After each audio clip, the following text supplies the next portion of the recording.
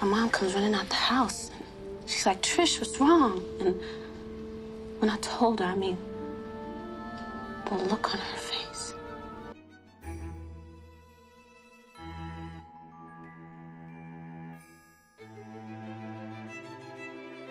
The smoldering remnants of the aircraft lay scattered under the relentless Bahamian sun as investigators descended upon the scene.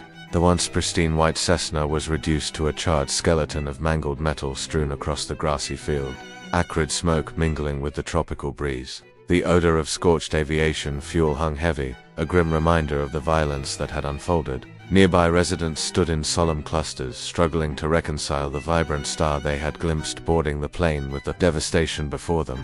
Across the ocean in the United States, the announcement ignited a media frenzy. Television broadcasts interrupted programming with urgent bulletins, radio personalities faltered mid-sentence, and spontaneous gatherings formed outside the Horton family residence in New York. The flood of archival footage, her infectious laughter in recent interviews, her poised elegance in the newly completed video, the boundless potential she embodied defied the finality of the reports. It all seemed surreal, an illusion shattered too soon. Bahamian civil aviation authorities initiated a meticulous reconstruction of the incident. The discrepancies surfaced rapidly. The flight manifest documented an egregious overload, intended for a maximum of 8 occupants. The plane carried 9 individuals plus voluminous luggage and cumbersome filming equipment, tipping the scales far beyond safe parameters. The engines, strained to their limits, failed to generate sufficient lift, dooming the takeoff from the outset. Compounding the weight issue was the pilot's inadequacy. Luis Morales III's credentials were fresh but insufficient for passenger operations in that aircraft type. The post-mortem toxicology report unveiled substances that impaired judgment, alcohol and cocaine painting, a portrait of irresponsibility that demanded scrutiny.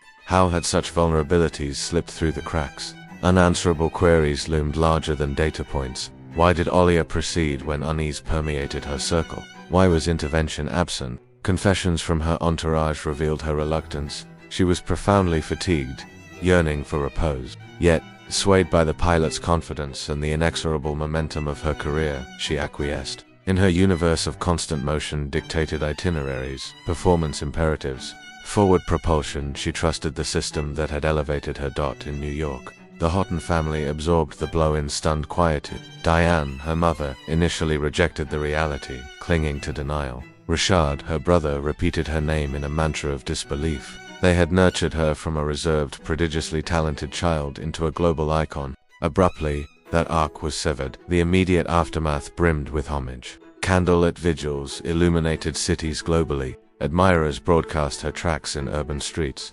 adorned record shops with floral tributes, and clustered around promotional displays for her self-titled album. The Rock the Boat video assumed a spectral quality, her submersion in the waves, clad in flowing white, evoking a liminal existence between realms. Spectators perceived it as an unwitting VALEDICTION. As sorrow evolved, speculation proliferated. Labels of accident contended with doubts fueled by rumors of label pressures, logistical clashes, and the haste to conclude the production. The preventability amplified the anguish. In Hollywood's epicenters, unfinished works haunted collaborators, demo tracks awaited completion. Cinematic ventures, including roles in The Matrix, follow-ups, evaporated. Her portrayal in Queen of the Damned, completed prior but released after, resonated with uncanny foreshadowing embodying an undead monarch of allure and sorrow. Investigators archived the file under dual causes, a sanitized resolution. For intimates, complexity defied simplicity. Anecdotes highlighted inconsistencies. Aaliyah's aversion to compact aircraft, the pilot's harried vibe, airfield concessions, despite mechanical advisories, verification eluded, yet the motif of oversight crystallized. A single act of prudence could have altered history. Instead, it joined the pantheon of premature celebrity demises, underscoring fame's fragility against capricious fate. Her Manhattan funeral drew luminaries. Multitudes lined the streets, observing the flower-draped casket's procession in reverent hush. Emotions flowed unchecked. Concurrently, intrigue burgeoned. Admirers dissected lyrics, interviews for In a late dialogue, Aaliyah mused on mortality, asserting foreknowledge of her end and fearlessness. Posthumously, it assumed oracular weight, solace laced with enigma. Did prescience guide her, Was the video prophetic artistry or serendipity amplified by grief?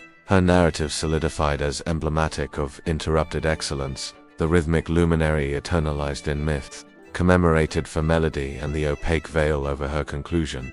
Decades on, her appellation evokes veneration. Successive cohorts encounter her oeuvre, experiencing awe and bereavement anew. She epitomized poise, benevolence, enigma in harmony. Her timbre graces nocturnal compilations, a temporal murmur scrutineers of her chronicle deem the denouement unresolved. Facts blur amid documentation, choices, temporal erosion, in the interstice of mishap and inevitability. Aaliyah's essence persists youthful, resplendent. The void she left resonated profoundly, transcending typical celebrity loss. It disrupted cosmic equilibrium. Studios, sets, acquaintances harbored her echo in subdued voids. Melodies now infused with latent sorrow, visuals aglow with phantom allure. Initial bereavement morphed into obsession. Frames of discourses scrutinized, verses passed for adieus, months predemised. She philosophized on predetermination, embracing rationale in adversity with tranquility. Admirers canonized it that associates refuted foreboding. She brimmed with anticipation, cinematic prospects, queen of the damned promotion. Her vampiric depiction posthumously premiered, transcending mortality, synchronicities amassed, oceanic repose in white garb, valedictory symbolism, kin navigated survival. Rashad retreated. Diane eventually extolled her daughter's luminosity. Sidestepping spectacle. Privately, they interrogated Oversight's novice aviator, encumbered craft, precipitous exodus. Allegations of forewarnings dissipated in officialdom. Her visage petrified in ideality. Neophytes embraced her timbre fluid, perpetual. Superstitions proliferated. Set disquiet. Anomalies, climatic caprice, retrospective omens. A confidant recounted a plummeting reverie. Authenticity unverifiable, yet augmentative. Mid-decade explorations unearthed disquieting layers of cumulative negligence. Absent antagonist, merely sequential lapses and trust misplaced. Her discography endured, inspiring successes, yet emblematic of transience. Diary excerpt on immortality via artistry comforted and crushed. Annually, digital convocations commemorate, invoking the debut mantra, temporal bomb tempers ache, not intrigue. Brilliance exacts a toll at her valedictory query, remembrance as authentic, loving conduit, fulfilled, auditors perceive narrative in sonic vivid dreamer indelible. One in a million's eternity.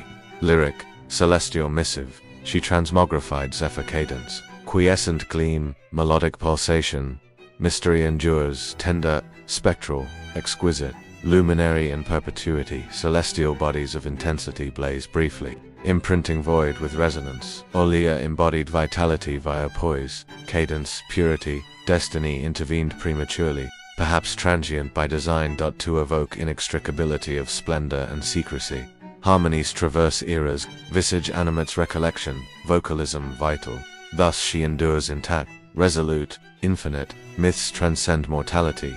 Ascend luminosity, epilogue descends, yet nascent celestial pulse. Enigma ignites. Audible herein, Starlet mysteries. To expand this narrative into a fuller exploration, let us delve deeper into Aaliyah's early life, the foundations that shaped her into the icon she became. Born on January 16, 1979, in Brooklyn, New York, Aaliyah Dana Houghton was named after a Swahili word meaning highest, most exalted one, a prophecy her parents, Diane and Michael, instinctively fulfilled. Raised in a nurturing environment alongside her brother Rashad, she displayed prodigious talent from childhood. Her mother, a former vocalist, recognized the spark and enrolled her in voice lessons. By age 10, Aaliyah appeared on Star Search, captivating audiences with her poise. Though she didn't win, the exposure opened doors. Her uncle, Barry Hankerson, a music executive married to Gladys Knight at the time, introduced her to industry circles. This connection led to her signing with Jive Records at 12,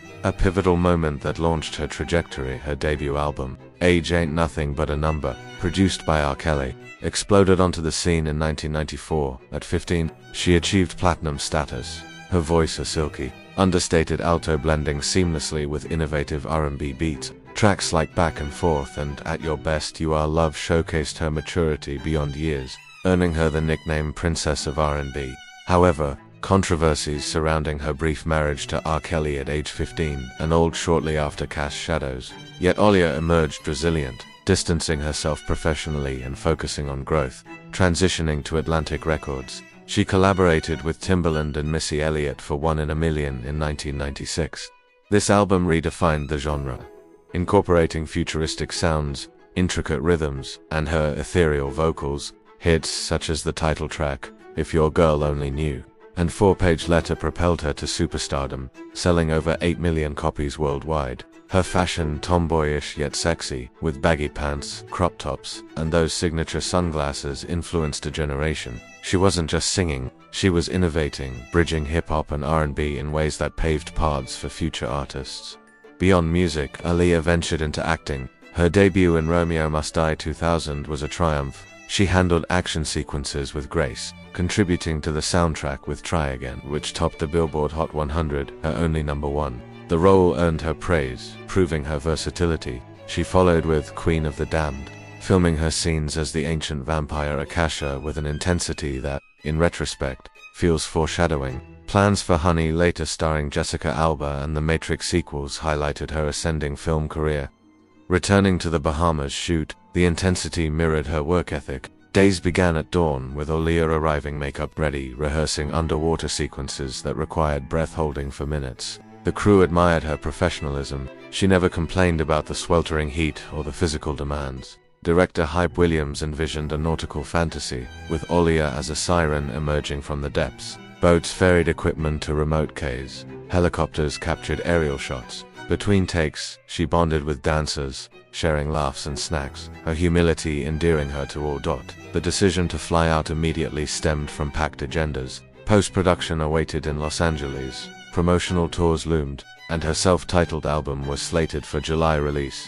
Delaying meant ripple effects, yet safety protocols were lax. The Cessna, registered to Black Hawk International Airways, had a history of maintenance issues, though not publicly flagged. Luggage included not just personal items but videotapes, costumes, and props accumulating to perilous weight. Aaliyah's unease manifested subtly. She confided in stylist Derek Lee about fatigue, mentioning headaches. Security head Anthony Dodd urged chartering a larger plane or commercial flight, but costs and logistics prevailed. The pilot, Morales, a local with limited experience, accepted the gig for quick pay.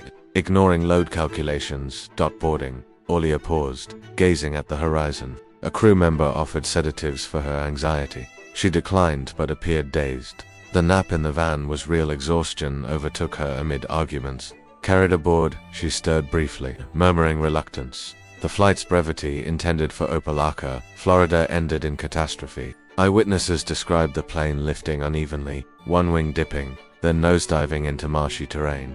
Fuel tanks ruptured, igniting instantly. Black smoke billowed, visible for miles. Rescue attempts were futile. Bodies charred beyond recognition, identified via dental records and jewelry. Aaliyah's silver ring, engraved with her name, survived. The NTSB and Bamahaiman probe collaborated, uncovering falsified logs, ignored weather advisories, gusty winds, and company pressures. Black Hawk faced lawsuits, settlements hushed details. Culturally, her death paralleled Kurt Cobain's or Tupac's. Young, influential, abrupt. Radio stations played marathons. MTV aired tributes. Her album, released July 7th, debuted at #1, selling triple platinum. Legacy endures. Beyoncé cites her as inspiration. Drake sampled her. Rihanna emulates her style. Biopics and books attempt capture, but her privacy eludes. In essence, Aaliyah's tale intertwines achievement, vulnerability, and unresolved queries. Her music heals, her mystery intrigues, her spirit inspires. From Brooklyn stages to Bahamian skies, she soared briefly but indelibly. A comet etching Etanita Laya woke before the sun, the way she had since childhood, when the muezzin's call still felt like a lullaby rather than a command. The apartment in Jumeirah smelled of cardamom and yesterday's rain that had slipped through the cracked balcony door. She pressed her palms together, whispered Bismillah, and let the prayer settle in her chest like warm tea. Then she opened her notebook, the one with the cracked leather spine, and wrote the first line of the day. Today I will not apologize for wanting more. She was 27, unmarried, and the only woman in her family who had ever left Aaliyah for Dubai without her husband's permission. Her mother still sent voice notes that began with sighs and ended with reminders about cousin Tariq's new dental clinic. Aaliyah listened, deleted, and went back to her sketches. She designed a bias that looked like armor, black silk lined with hidden pockets for passports, lipstick, emergency cash. Women bought them in secret, sliding envelopes under her studio door at midnight. She never asked questions. The studio was a narrow room above a perfume shop in Sautoir. From the window she could see the creek, the dhows unloading spices, the boys diving for coins, tourists tossed like breadcrumbs. On Thursdays, the call to prayer mixed with the thump of oud music from the bar below. Aaliyah kept the window open so the sounds could fight inside her head and make something new. That morning she had a meeting with Noor, a Qatari heiress who wanted a wedding abaya that could transform into an evening gown with one tug of a cord. Noor arrived in a white Range Rover, abaya fluttering like a battle flag. She was 19, engaged to a prince she had met twice. Her eyes were the color of storm water. "I don't want to look like a cake," Noor said, kicking off crystal sandals. "I want to look like I could leave the mandap and board a plane to anywhere." Aaliyah measured her with a tape that had once belonged to her grandmother. The old woman had sewn parachutes for the British Army in 1943. The tape still smelled faintly of khaki and desert dust. "Tell me the worst thing about him," Aaliyah said. Noor blinked. "He collects first editions. He says books are better than people because they don't talk back." Aaliyah wrote that down. Later, she would embroider tiny open books along the hem, their pages blank so Noor could imagine any ending. While Noor sipped Arabic coffee, Aliyah's phone buzzed. Unknown number. She'll let it ring out. The second time it buzzed, Noor raised an eyebrow. "Debt collector?" The girl asked. "Ghost," Aaliyah said. The ghost had a name, Hamza. They had studied architecture together at the American University. He drew mosques that looked like spaceships. She drew houses with courtyards big enough for secrets. One night after a critique, he kissed her behind the library, tasting of shawarma and ambition. Then his family found a bride with oil money and he vanished. 6 years of silence, and now the ghost wanted to haunt her inbox. She turned the phone face down. Noor watched. "You could block him," she said. "Blocking is for people who believe in endings," Aaliyah replied. They worked until the sky turned the color of pomegranate syrup. Noor left with fabric swatches and a promise to return. Aaliyah locked the studio, walked to the creek, and bought a paper cup of karak tea from the Pakistani uncle who always added too much ginger. She sat on the edge of the water and opened the message. "Hamza, I saw your abaya on my cousin, the one with the hidden pocket. She said a woman in Dubai made it. I knew it was you. Aaliyah. Congratulations on your marriage, Hamza." She wanted Paris. I wanted prayer. Aaliyah stared at the screen until the tea went cold. Then she typed, "Some prayers are cages." She pressed send. Before courage failed, that night she dreamed of her grandmother, stitching parachutes under a bare bulb while Spitfires roared overhead. The old woman looked up and said, "Fabric remembers everything it carries. Choose carefully." She woke with the taste of cordite in her mouth. The next week brought a commission from a different world. An Emirati soap star named Layla wanted an abaya for the red carpet at the Dubai Film Festival. The catch, it had to include LED threads that spelled out a verse from the Quran when she moved. Layla was newly divorced, newly devout, and newly famous for throwing a Birkin bag at a paparazzo. "I want them to see the words before they see my face," Layla said in the studio, legs crossed like scissors. She wore sunglasses indoors and smelled of oud and revenge. Aaliyah sketched circuits into silk. The verse would be from Surah An-Nur, "Allah is the light of the heavens and the earth." She programmed the LEDs to flicker like candlelight, not stadium lights. Layla watched the prototype glow against the wall and cried without removing her sunglasses. "My ex said modesty was a downgrade," she whispered. "Wait till he sees this." Aaliyah charged triple. Layla paid without blinking. Between fittings, Hamza kept texting. Photographs of buildings he was designing in Masdar City. Questions about her favorite soup. A voice note at 3 a.m. that said only, "I still taste the shawarma." She listened once, deleted, listened again. Her best friend Sarah, who sold vintage abayas on Instagram and believed in tarot cards more than tafsir, staged an intervention over mango juice at the beach. "He's married to regret," Sarah said, licking salt from the rim of her glass. "You deserve someone who brings you sunrise, not leftovers." Aaliyah watched a kitesurfer crash into the waves. "I don't want him. I want the version of me that believed in him." Sarah flicked a grain of sand at her. "That girl is dead. Bury her in sequins."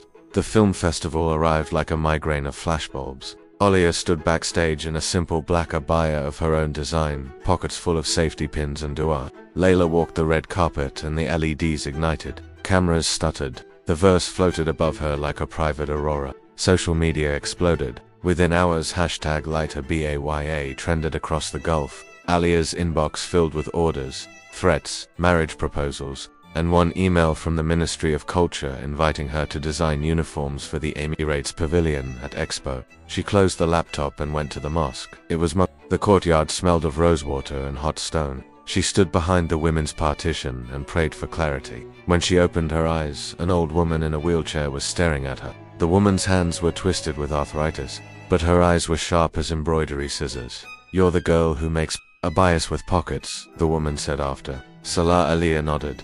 "My granddaughter ran away with one. She's in Canada now. Send me a picture wearing it at graduation." The woman's smile showed gold teeth. "You gave her wings." Aaliyah's throat closed. "She managed. Did she write?" "Every week," says the pocket held her passport and her fear. Fear fit better. That night, Aaliyah opened a new notebook page and wrote, "Inventory of things women carry." She listed hijab pins, pepper spray, mother's ring, unsent letters, the sound of a door closing. Hamza called. She let it ring twice, then answered, "I'm outside your building," he said. She looked out the window. He stood under the street lamp in the same hoodie from university, older, thinner, holding a paper bag. "I brought shawarma," he said into the silence. "I don't eat ghosts," she replied. "I know, but maybe you'll eat forgiveness." She buzzed him up. He stood in the doorway, smelling of garlic and regret. The bag trembled in his hand. "I'm not here to win you back," he said. "I'm here to return something." He reached into his pocket and pulled out a folded square of graph paper. She recognized her own handwriting, a sketch of a courtyard house with a tree that grew through the roof. On the back she had written, "For Hamza, who believes buildings can pray." "I kept it in my wallet through the wedding, the divorce, the nights I couldn't sleep," he said. "It reminded me that architecture should serve people, not cages." Aaliyah took the paper. The edges were soft as cloth. "I'm designing a women's shelter in Alquoz," he continued. "Modular units, hidden courtyards, solar roofs. I want your input on the textile elements. Curtains that double as prayer spaces. Partitions that feel like embrace, not prison." She studied his face. The boy was gone. The man looked like someone who had walked through fire and learned the taste of ash. "One condition," she said. "The women design it with us. Their stories become the blueprint." He nodded so hard the shawarma bagger rust led they worked until spreading plans across her coffee table, arguing over window placement and the acoustics of whispered dua. When the call to prayer floated in, they prayed side by side on her small rug, foreheads touching the same weave. Afterwards he gathered the papers. The sun hung high above the Bahamas like a golden orb, casting its radiant light across the endless expanse of turquoise waves that lapped gently against the pristine shores. Aaliyah emerged from her luxurious hotel suite, her lithe figure framed against the backdrop of paradise. Palm trees swayed lazily in the warm breeze, and the air carried the salty scent of the ocean mixed with the faint aroma of tropical flowers blooming nearby. To any onlooker, this was a scene straight out of a dream, a haven of serenity and beauty. Yet, deep within her chest, Aaliyah felt an inexplicable heaviness, a subtle weight that pressed against her spirit. She attributed it to sheer exhaustion, the kind that accumulates after weeks of relentless effort. Her schedule had been unforgiving, endless rehearsals, precise choreography sessions, and the unyielding pursuit of perfection that defined her career. Her team constantly praised her appearance, noting how radiant she looked under the makeup and behind those oversized, dark shades that shielded her eyes from the glaring sun. They saw the soft, enigmatic smiles she offered, but they could not glimpse the quiet drain that had settled into her bones. The production for her latest music video, titled "Rock the Boat," had demanded everything from her. This project was meant to symbolize her growth, a bold step into the next chapter of her musical journey, her evolving image, and her artistic expression. The entire crew buzzed with excitement from the moment they arrived on the island. The sea sparkled under the sunlight as if infused with magic. The sky stretched out in an infinite blue canvas, and the cameras captured every moment with a shimmering, almost ethereal quality. However, beneath the surface of this idyllic setting, an odd energy permeated the air. The heat was oppressive, wrapping around everyone like a thick blanket, making every movement feel labored. The timeline was compressed, with deadlines looming like storm clouds on the horizon. Aaliyah's body sent clear signals, pleading for respite, for a moment to pause and recharge. But she was no stranger to pushing boundaries. It was woven into the fabric of her being. She pressed on, delivering flawless takes, her movements fluid and captivating, even as fatigue whispered in her ears. From a young age, Aaliyah had dedicated her life to the spotlight. As a teenager, she had stepped onto stages that became her sanctuary, where the blinding lights, pulsating music, and infectious rhythms synced perfectly with her own heartbeat. Complaining was never an option for her. Hesitation was foreign. When the director shouted action, she transformed, smiling with genuine warmth, gliding through the choreography with an effortless grace that mesmerized everyone present. She gave her all, ignoring the protests from her weary muscles and the subtle aches that begged for mercy. This dedication was her trademark, the reason she had risen so swiftly in the industry, captivating audiences worldwide with her unique blend of vulnerability and strength. As the final day of shooting drew to a close, a gentle warm breeze swept across the sandy beaches, carrying with it the sighs of relief from the exhausted crew. They were fatigued but immensely proud of what they had accomplished. The video was complete, and in every frame, Aaliyah appeared as a divine figure, her beauty and talent immortalized in motion. Colleagues and friends later reflected that it stood as one of her most stunning performances, a testament to her unparalleled artistry. Tragically, no one could have foreseen that this would mark her final appearance on camera.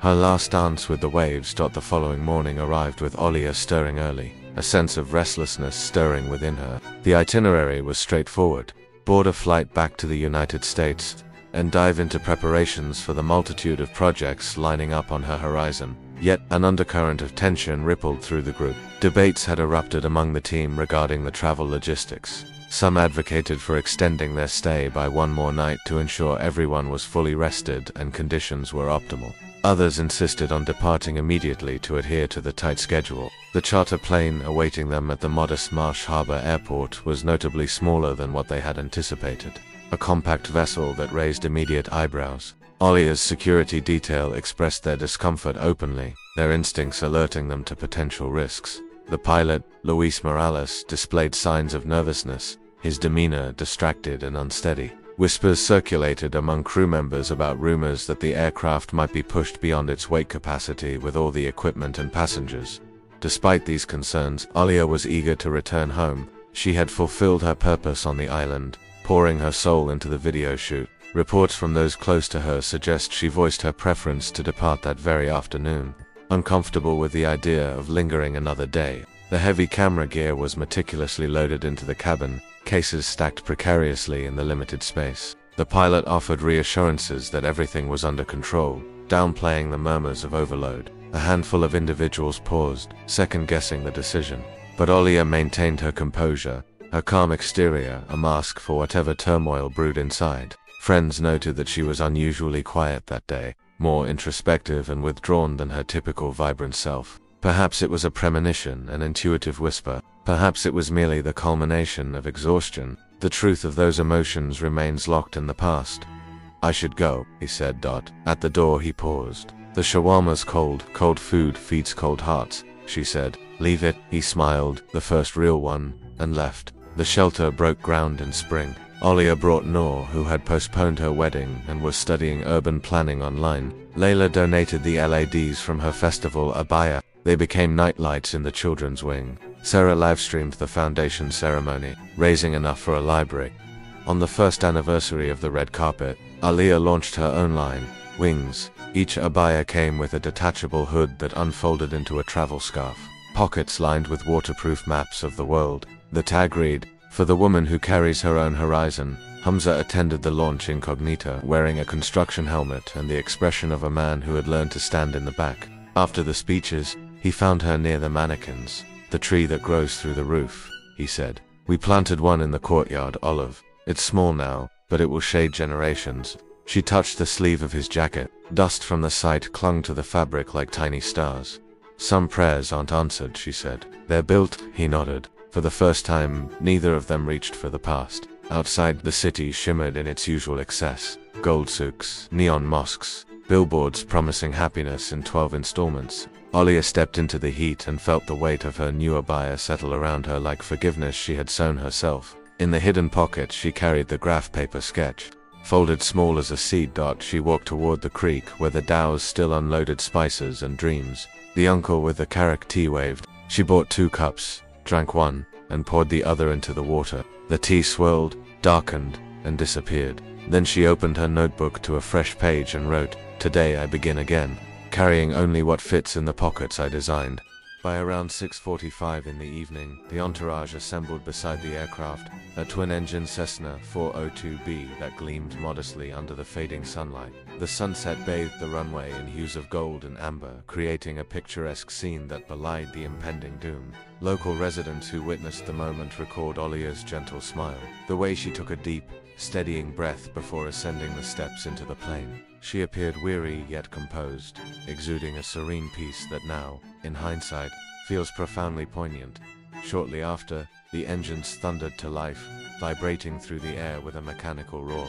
The plane taxied down the narrow runway, gathering speed, but ascent proved elusive. Mere seconds into the takeoff, the aircraft faltered, struggling against an invisible burden, veering sharply to one side before plummeting to the ground just 200 feet from where it began. The crash was cataclysmic, followed instantly by a fireball that engulfed the fuselage in flames, the explosion echoing across the landscape like a thunderclap from the heavens. What followed was a deafening silence, broken only by the crackle of fire and the cries of horror from onlookers. Locals sprinted toward the wreckage, desperation fueling their efforts. But the inferno was merciless, devouring everything in its path. Within minutes, the tragedy was sealed. There was no hope for survivors. Aaliyah Horton, at the tender age of 22, was extinguished in an instant, her light snuffed out amid the smoke and debris. The news disseminated with the speed of a viral storm, shocking the globe into a state of collective denial. Photographs and videos of her radiant smile from mere hours earlier contrasted starkly with the grim reality, leaving millions in stunned silence. Her team crumbled under the weight of grief. Fans worldwide shed tears in public spaces, and the entertainment industry halted, frozen in a moment of profound loss. In the ensuing days, inquiries blossomed like weeds in the cracks of official narratives. The investigative findings were damning. The plane was overloaded by hundreds of pounds beyond its certified limits. A fatal miscalculation. Luis Morales, the pilot, held a commercial license acquired only 2 months prior, but he lacked the specific endorsement required to operate that model with passengers aboard. Toxicology analyses delivered a further blow, revealing metabolites of cocaine and alcohol in his bloodstream, indicators of impairment that should have grounded the flight indefinitely. The revelations bordered on the unbelievable. How could a cascade of such blatant oversights claim one of the era's most promising talents? Negligence on multiple fronts had converged into a perfect storm of avoidability. Aaliyah's family maintained a dignified silence publicly, their hearts shattered in private. Her posthumous music video, "Rock the Boat," was released to the world, and viewing it today evokes a chilling aura. She glides through the ocean waters with an otherworldly elegance, her form seemingly transcending the physical realm, her gaze holding a subtle, unspoken wisdom as if she had peered into the veil of what was to come. Yet, even in those early days of mourning, conflicting accounts emerged. Individuals in her inner circle insisted that Aaliyah had been reluctant to board, some claiming she argued passionately to delay the departure, citing her unease. One entourage member later shared a particularly heart-wrenching detail. Overwhelmed by fatigue and apprehension, Aaliyah had dozed off briefly in a nearby van and was gently carried onto the plane against her protests. Her body limp with exhaustion. Whether this stemmed from physical depletion or a deeper intuitive foreboding remains a matter of speculation, but it has become one of the most poignant and haunting threads in the tapestry of her final hours. Thus her remains were transported back to New York for burial. The barrage of questions intensified. Why was the flight cleared despite evident risks? Why did accountability seem to evaporate, like morning mist? Official conclusions pointed to pilot error compounded by excessive weight. Neat categorizations that satisfied bureaucracy but rang hollow for those who loved her. There was an intangible quality to the events, an atmospheric heaviness, a chain of disregarded cautions that imbued the tragedy with an air of predestination. As if invisible forces had orchestrated the outcome, the global outpouring of grief was immense, with headlines eventually receding, but the enigma of Aaliyah's demise persisted, resonating like a distant melody. The circumstances were too dramatically aligned, too impeccably tragic to dismiss as mere mishap. It resembled a narrative abruptly truncated, an artist's swan song penned by the hand of destiny. She was more than music, more than fame. Aaliyah was a spirit wrapped in rhythm, a voice that carried both innocence and power. Her eyes held quiet confidence, her smile carried light, and her presence could silence a crowd. Every note she sang felt effortless, as if she was born from the sound itself. But behind the calm, the industry whispered. Pressure, image, perfection, the price of stardom was always higher than it seemed. Aaliyah never showed her struggle. She just kept rising higher and higher, as if chasing something far beyond the spotlight. And then, that day came. The cameras were off, the stage was quiet, and a small plane waited on a lonely runway. No one knew it would become the final chapter in her story.